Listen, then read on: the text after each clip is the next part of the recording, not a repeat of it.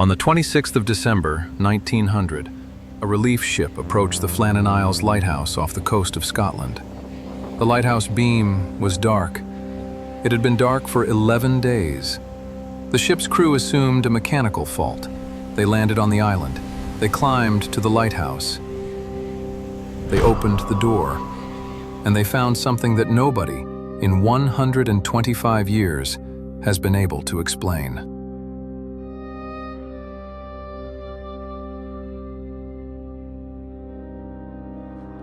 The table was set for 3 men, bowls, bread, a pot of stew still warm on the stove. One chair was overturned. The clock on the shelf had stopped. The oil lamp was still burning, low, but burning. 3 men lived and worked in this lighthouse. They were gone. No note, no signal, no body. The lighthouse was simply empty. 3 experienced men, a remote Scottish lighthouse, December 1900. What I'm about to tell you will not leave you. I have been looking at this case for a long time, and I still cannot explain it. The 3 men were James Ducat, the principal keeper, 50 years old, experienced. He had managed lighthouses for years. Thomas Marshall, the first assistant, 38 years old, and Donald MacArthur, the occasional keeper, standing in for a colleague.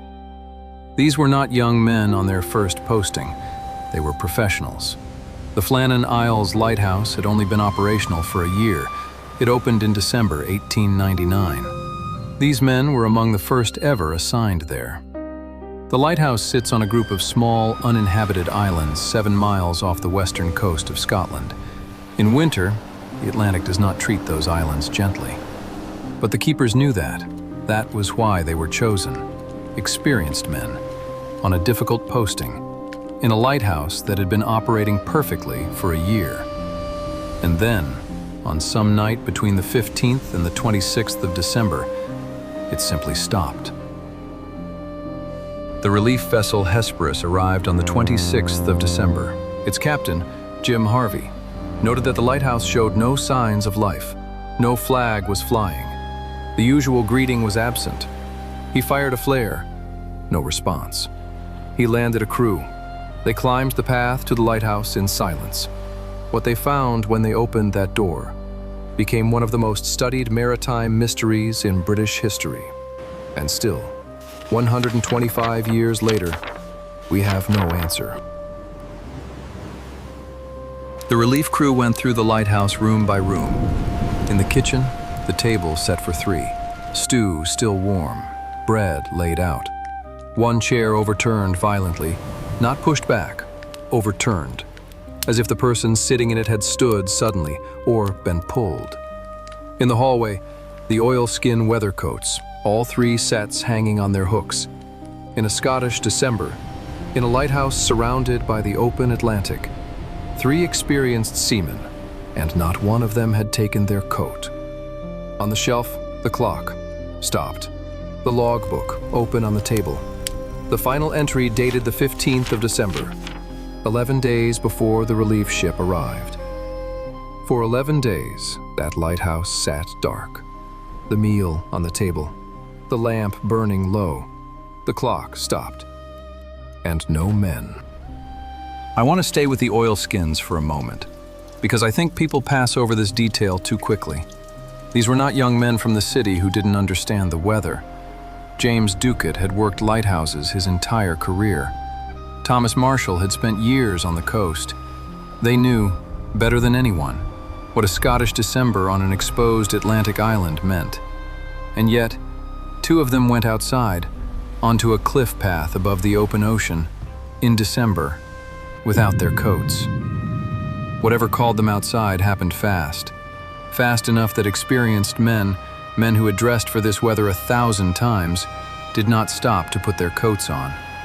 That tells you something about the urgency of what they heard, or what they saw. On the cliff path, the relief crew found something that has bothered every investigator who has studied this case. Heavy ropes, tied to the iron railings. Professional knots, the kind experienced sailors make. These were not panic knots. They were deliberate, methodical.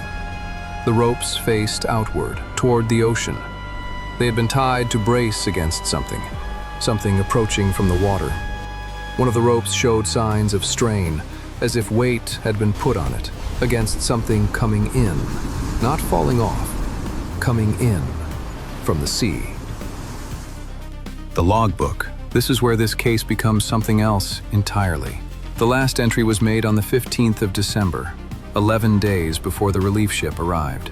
But the entries in the days before that final date, the entries for the 12th, 13th, and 15th of December, describe something that the investigation could not reconcile with any weather records.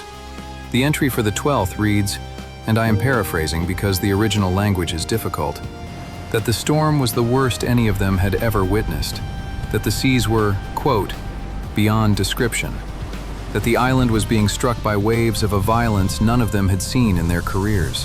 The entry for the 13th records that one of the men, believed to be Thomas Marshall, had spent hours weeping. A grown man, an experienced keeper, weeping. The entry describes him as inconsolable, staring at the sea, unable to be calmed.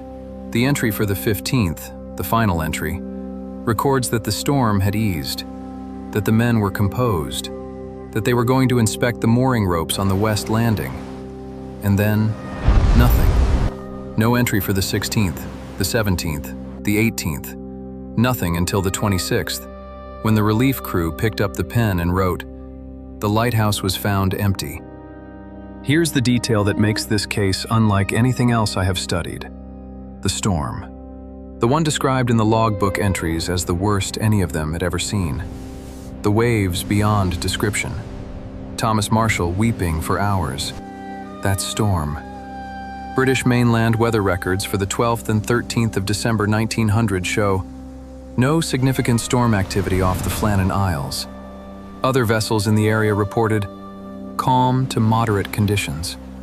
The official inquiry concluded that the men were swept off the cliff path by a freak wave, that they went out, without their coats, to check the moorings in rough weather and were taken by the sea.